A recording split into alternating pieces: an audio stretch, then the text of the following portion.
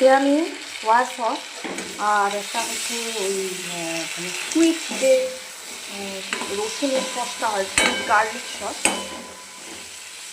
আর একটু tomato sauce দিয়েছি। দিয়ে এবার অল্প নাড়বো। এবার অল্প একটু জল ডিম দিয়েছি, এই সাদা অংশটা খুলে বেরিয়ে এসছে আর এই কুসুমটা, এটা তো অন্যভাবে ডিমের কারিটা রান্না করছি।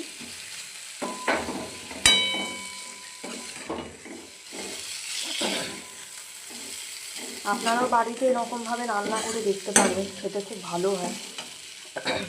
আমার এখন মোবাইলে চিপস কেনার ক্ষমতা নেই, সেই কারণে আমি শর্ট ভিডিওই দিচ্ছি, লং ভিডিও আর দিতে পারছি না।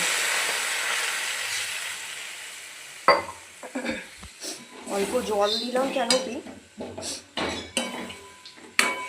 মশলাটা তাহলে পুড়ে যাবে, এই কারণে। এর মধ্যে একটু লেবুর রস দিলাম, তবে লেবুর দানা পড়ে গেছে।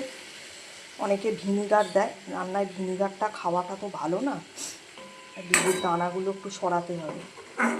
এই যে দানা, আর একটা দানা কোথায় ঝোলে মিশে গেল, মুখে পড়লে বিস্বাদ লাগে। এই যে এই যে এই যে এই যে দানাটা, এই যে। যাই হোক, গামাখা করে নিচ্ছি। দই ছাড়াও একটা ডিমের কোরমার মতো বেশ স্ট্রাকচারটা এসছে, দেখুন বন্ধুরা। দই নেই কিন্তু পুরো একটা এগ কোরমার মতো স্ট্রাকচার এসছে, তাই না? আর বাকি যে ঝোলটা ছিল, ঝোলটা এর মধ্যে মিক্সড করে দিলাম।